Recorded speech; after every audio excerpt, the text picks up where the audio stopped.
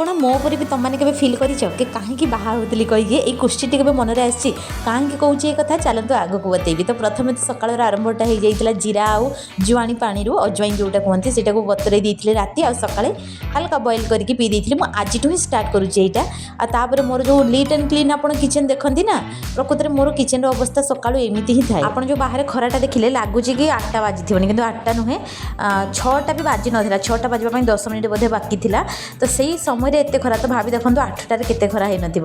ତ ମୁଁ ବନାଉଥିଲି ହଜବେଣ୍ଡଙ୍କ ପାଇଁ ଲଞ୍ଚ। ତ ଆଜି ଲଞ୍ଚରେ ଦେଇଛି ଏଇଟା ଆମର ଦେଶୀ ମୁଗ ଡାଲିଟା ଗାଁର, ଆଉ ତା ସହିତ ଅମୃତଭଣ୍ଡା ପକେଇକି ବେସର ଟିକେ ପକେଇକି ରାଇ ଯେଉଁ ବନାନ୍ତି ସେଇଟା ବନେଇଛି, ଆଉ ତା ସହିତ ଗରମା ଗରମ ଅରୁଆ ଭାତ। ତ ମୁଁ 2ଟା ଟିଫିନ୍ରେ ହିଁ ଭାତ ଦିଏ, ମାନେ 2 ଗିନା ଭାତ ଦିଏ, ଗୋଟେ ଗିନାରେ ତ ପହଞ୍ଚିବନି ଆପଣ ଜାଣିଛନ୍ତି।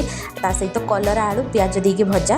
ଆଜି ମଙ୍ଗଳବାର, ବିନା ପିଆଜ ରସୁଣରେ ବନେଇବା କଥା, କିନ୍ତୁ ମୁଁ ସବୁଦିନ ଏଇଟା ମାନେ ସବୁ ମଙ୍ଗଳବାର କରିପାରେନି, ସେମିତି କିଛି ସ୍ପେଶିଆଲ ମଙ୍ଗଳବାରରେ କରେ। ତ ମୁଁ ଟିଫିନ୍ ତାଙ୍କର ପ୍ୟାକ୍ ବି କରିଦେଲି, ଭାତ ଡାଲି କଲରା ଆଳୁ ଭଜା ଆଉ ଅମୃତଭଣ୍ଡା ରାଇ। ତ ତାଙ୍କର ସକାଳୁ ଡେଲି ଲଞ୍ଚ ବନେଇବାଟା ଜରୁରୀ ଥାଏ, କିନ୍ତୁ କ'ଣ କରିବି ଦିନେ ଦିନେ ବନେଇ ବି ପାରେ ନାହିଁ। ଜାଣିଛନ୍ତି ମୋ ହଜବେଣ୍ଡ ନା ପ୍ରାୟ ଦିନ ଘରେ ବ୍ରେକଫାଷ୍ଟ କରନ୍ତି ନାହିଁ, ବାହାରେ ବ୍ରେକଫାଷ୍ଟ କରନ୍ତି। ଦେଖ ମୁଁ ଯେତେବେଳେ ଟିଫିନ୍ ପାଇଁ ତାଙ୍କର ଲଞ୍ଚ ବକ୍ସ ପାଇଁ ଏତେ ସବୁ ଆଇଟମ୍ ବନାଇ ନା, ମୋତେ ଜଳଖିଆ ବନେଇବା ପାଇଁ ସମୟ ହୁଏନି। ଯାହା ବି ଜଳଖିଆ ଲେଟ୍ରେ ବନେ ସେଇଟା ଆମେ ମା' ପୁଅ ହିଁ ଖାଇଥାଉ, ଆଉ ସେଇଥିପାଇଁ ସେ ବାହାରେ ପ୍ରାୟତଃ ଜଳଖିଆଟା କରନ୍ତି, କିନ୍ତୁ ଲଞ୍ଚ ବକ୍ସ ଘରକୁ ନେଇକି ଯାଆନ୍ତି। ସମୟ ହେଇଯାଇଥିଲା ଦେଖୁ ଦେଖୁ 7:30ଟା। ତ 2 ଛୁଆ ଯାକ ମୋର ଶୋଇଥିଲେ, ତ ଝିଅଟା ଉଠିଗଲା, ତାକୁ ଏବେ ତେଲ ମାଲିସ କରିବାର ସମୟ। ତ ମାଲିସଟା ମୁଁ ବି କରାଏ, ମୁଁ ହିଁ କରେ, ବାହାରୁ କାହାକୁ ମୁଁ ଡକେଇକି ମାଲିସ ଫାଲିସ କରଉନି। ତ ତାକୁ ମାଲିସ ଫାଲିସ କରାଇବା ଗାଧୋଇବା ସବୁ ଦାୟିତ୍ୱ ମୋ ଉପରେ। ତ ସେଇଥିପାଇଁ ନା ବେଳେବେଳେ ମୋତେ ବିରକ୍ତ ଲାଗେ। ଆପଣ ଜାଣିଛନ୍ତି ମୁଁ ନା ଏମିତି ଲାଗୁଛି ମୋତେ କି ବହୁତ ଦିନ ହେଇଗଲା ମୁଁ ରାତିରେ ଶୋଇନାହିଁ। ମୋତେ ଏବେ ଯଦି କିଏ କହିବ 24 ଘଣ୍ଟା ତୁ ଶୋଇପଡ଼, ମୁଁ ଶୋଇପଡ଼ିବି। ମାନେ ଆପଣମାନେ ବୁଝିପାରୁଥିବେ କି ଯାହା ଘରେ ଛୋଟ ଛୁଆ ଅଛି, ଖାସ୍ କରିକି ଯେଉଁ ଛୁଆକୁ 6 ମାସ ଏପର୍ଯ୍ୟନ୍ତ ହେଇନି, ନୂଆ ନୂଆ ଜନ୍ମ ଛୁଆ, ସେ ମାଆ ନା କେବେ କମ୍ପ୍ଲିଟଲି ନିଦ ଶୋଇପାରେନି। ତ ମୋତେ ନିଦ ରାତିରେ ଏତେ ନିଦ ଅନିଦ୍ରା, ତାପରେ ସକାଳେ ଏତେ କାମ କରିବାକୁ ପଡ଼େ, ବିଶ୍ୱାସ କରନ୍ତୁ ମୁଁ ପୁରା ଥକିଯାଏ। ସେଇଥିପାଇଁ ମୁଁ ଏଠି କାମ କରିବା ପାଇଁ ଆଣ୍ଟି ଜଣଙ୍କୁ ବି ଡାକିଥିଲି, ସେ କରୁଛନ୍ତି ବି, କିନ୍ତୁ ସିଏ ନା ଗୋଟେ ବାହାଘର ପଳେଇଛନ୍ତି, ତାଙ୍କର କିଏ ଗୋଟେ ରିଲେଟିଭ୍ ବାହା ହେଉଛନ୍ତି। ତ ପୁରା 1 ୱିକ୍ ପର୍ଯ୍ୟନ୍ତ ସେ ଛୁଟି ମାଗିଛନ୍ତି, ଏପର୍ଯ୍ୟନ୍ତ ସେ ଆସିନାହାନ୍ତି। ତ ମୋତେ ହିଁ କରିବାକୁ ପଡ଼ୁଛି, ସେଇଥିପାଇଁ ମୁଁ ଥକି ଯାଉଛି। ଅବଶ୍ୟ ବାସନ ଗୁଡ଼ାକୁ ମୁଁ ମାଜେ, ସେ କେବଳ ଝାଡ଼ୁ ପୋଛା କରିଦିଅନ୍ତି। କିନ୍ତୁ ମୋର ସକାଳୁ ଉଠିଗଲେ ଫାଇଦାଟା ଗୋଟେ ଏହା ହୁଏ କି ମୋର କାମ ସବୁ ସରିଯାଏ। ତ ଦେଖିପାରୁଥିବେ ଯେମିତି ଲଞ୍ଚ ମୁଁ ବନେଇ ସାରିଲିନି, ଏବେ ମୁଁ ଜଳଖିଆଟା ବି ବନେଇଦେଲି, ଉପମା ବନେଇଛି, ତା ସହିତ ସବୁ ବାସନକୁ ଧୋଇ ଧୋଇକି ପୁରା ରଖିଦେଲି, ପୁରା କିଚେନ୍ କ୍ଲିନ୍ ମୋର ହେଇଗଲା। ଯେହେତୁ ଆଜି ହେଉଛି ମଙ୍ଗଳବାର, ଏଇଟା ମଙ୍ଗଳବାରର ଭିଡ଼ିଓ, ତ ମୁଁ ମଙ୍ଗଳବାର ଦିନ ଟିକେ ସ୍ପେଶିଆଲ ପୂଜା କରେ। ତ ସେଇଥିପାଇଁ ମୋର ମଙ୍ଗଳବାର ଦିନ ମୁଁ ଧୁଆ ପୋଛାଟା ବେଶୀ କରିଥାଏ। ଅଗଣାକୁ ଟିକେ ଧୋଇ ଧାଇ ଦେଲି, ଟିକେ ଭଲ ଭାବରେ ସଫା କରିଦେଲି, ଆଉ ଘର ଭିତରଟା ତ ମୁଁ ଝାଡ଼ୁ ମାରି ଦେଇଛି, ସେଇଟା ମୁଁ ଭିଡ଼ିଓ ଆଉ ବନେଇ ପାରିନି। ଘର ଭିତରଟା ଖାଲି ପୋଛିବାର ବାକି ଅଛି, ଆଣ୍ଟି ଆସିଲେ ସିଏ କରନ୍ତି, କିନ୍ତୁ ଆଜି ଯେହେତୁ ଆଣ୍ଟି ନାହାନ୍ତି ତ ମୁଁ ହିଁ କରିଦେଉଛି। ମୁଁ କେବେ ଏମିତି ଅଳସୁଆ ହୁଏନି କି ସିଏ ଯଦି ଆସିନାହାନ୍ତି ଏମିତି ପକେଇ ଦେଇଥିବି କିମ୍ବା ହାଲକା କରିଦେଇଥିବି, ସେମିତି ନାହିଁ। ସିଏ ଆସନ୍ତୁ କି ନ ଆସନ୍ତୁ, ମୋର ଘରକୁ ମୁଁ ସବୁବେଳେ କ୍ଲିନ୍ ରଖିବାକୁ ଚେଷ୍ଟା କରେ। ଆପଣମାନେ ବି ସବୁବେଳେ ଚେଷ୍ଟା କରନ୍ତୁ ମଙ୍ଗଳବାର ହେଉ କିମ୍ବା ଶନିବାର ଘରଟିକୁ ଲୁଣ ଆଉ ହଳଦୀ ପାଣିରେ ପୋଛିବାକୁ।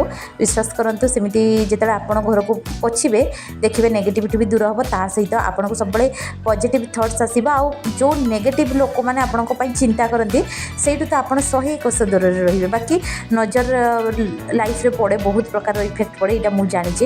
କିଏ ଯଦି ଆପଣଙ୍କୁ ଦେଖିକି କହିବି ଦେଲା ଆଗ ଏମିତି ଚଳୁଥିଲେ ଏବେ ଭଲରେ ଚଳୁଛନ୍ତି, ସେତିକିରେ ବି ନଜର ଲାଗିଯାଏ, ସେଇଟା ମୁଁ ବହୁତ ଭଲ ଭାବରେ ଫିଲ୍ କରିଛି। ତ ଦେଖନ୍ତୁ ସାଙ୍ଗମାନେ କଥା ହେଇ ମୋର କେତେ କାମ ସରିଗଲା। ତ ଏବେ ମୁଁ ଝିଅକୁ ଭିତର ରୁମ୍ରୁ ଆଣିକି ବାଟ ରୁମ୍ରେ ଶୋଇ ଦିଏ ଏମିତି ତଳେ। ସେ ଏବେ ଧୀରେ ଧୀରେ ଓଲଟିବାଟା ଷ୍ଟାର୍ଟ କରୁଛି, ଧୀରେ ଧୀରେ ତାର ଜାଗା ଚେଞ୍ଜ କରୁଛି। ତ ସେଇଥିପାଇଁ ତାକୁ ବାହାରେ ଏମିତି ଶୋଇଦେଲେ ସେ ତାର ଖେଳୁଥାଏ। ତାକୁ ତ ମୁଁ ମାଲିସ ଫାଲିସ କରିକି କ୍ଷୀର ଫିର ଖୁଆଇ ଦେଇକି ରେଡ଼ି କରିଦେଲି। ଏବେ ମୁଁ ଗାଧୋଇବାକୁ ଯିବି, ଗାଧୋଇକି ଆସିଲେ ପୂଜା କରିବି, ତାପରେ ମୁଁ ଜଳଖିଆ କରିବି। ପୁଅଟା ବି ତାର ଜଳଖିଆ ଏବେ ଖାଉଛି ବ୍ରସ୍ ଫ୍ରସ୍ କରିକି। ତ ମୁଁ ହେଇଗଲି ଗାଧୋଇ ପାଧୋଇକି ପୁରାପୁରି ରେଡ଼ି ପୂଜା ପାଠ କରିବା ପାଇଁ। ଗୋଟେ କଥା କହିବି ସାଙ୍ଗମାନେ, ମୁଁ ଯେବେ ବି ପୂଜା କରେ, ମୁଁ ଯାହା ବି ଡ୍ରେସ୍ ପିନ୍ଧିକି ଯେବେ ବି ପୂଜା କରେ ନା, ମୋତେ ବେଶୀ ବେଷ୍ଟ ଲାଗେ ଶାଢ଼ୀ ପିନ୍ଧିକି ଯେବେ ମୁଁ ପୂଜା କରେ, ସେଇଦିନ ମୋତେ ବେଶୀ ଭଲ ଲାଗେ। ଆଉ ଏଇ ଶାଢ଼ୀଟା ତ ନୂଆ ଶାଢ଼ୀଟା, ତ ମୁଁ ଭାବୁଛି ୟାକୁ କେବଳ ପୂଜା ସମୟରେ ହିଁ ୟୁଜ୍ କରିବି। ଏଇ ଶାଢ଼ୀଟାକୁ ପୂଜା ଶାଢ଼ୀ କରିଦେବି, କଲର୍ଟା ବି ତାର ସୁନ୍ଦର ଅଛି। ତ ଏଇଟା ମୁଁ ପୂଜାରେ ହିଁ କେବଳ ପିନ୍ଧିବି ବୋଲି ଭାବିଛି। ତ ଆଜି ମଙ୍ଗଳବାର ଯେହେତୁ ମୁଁ ଝୁଣା ଫୁଣା ଦେଇକି, ପ୍ରତ୍ୟେକ ମଙ୍ଗଳବାର ଶନିବାର ମୁଁ ଝୁଣା ଦିଏ, ରେଗୁଲାର ତ ଦିଏନି। ତାପରେ ଝୁଣା ଫୁଣା ଦେଇକି ପୂଜା ପାଠ ମୋର କରିଦେଲି ଶେଷ। ଆଉ ଏତେ ଟାଇଁ ଖରାରେ ଆଉ ବାହାରେ ଛିଡ଼ା ହେବା ପାଇଁ ବି ମନ ହେଉନି, ବହୁତ ଜୋରରେ ଖରା, ଆଉ ତାପରେ ଏଇ ଗରମ ଝାଞ୍ଜି ପବନ ପୁରା ଦେହ ଗୁଡ଼ାକ ପୁରା ଜଳି ଯାଉଛି। ଆଉ ଭୋକରେ ମୁଁ ଛଟପଟ ବି ହେଇଗଲିଣି, ଆଜି ବହୁତ ସାରା କାମ ବି ହେଇଗଲାଣି। ତ ଭିଡ଼ିଓଟି ଆଜି ପାଇଁ ଏତିକି, କାଲିକି ନେକ୍ସଟ ବ୍ଲଗ୍ରେ ଦେଖାହେବ। ଆଉ ଢେର ସାରା ଭିଡ଼ିଓ ଆଣିବି, ମଜା ମସ୍ତି କଣ୍ଟେଣ୍ଟ ବି ଆସିବ, ଷ୍ଟୋରି ବି ଆସିବ।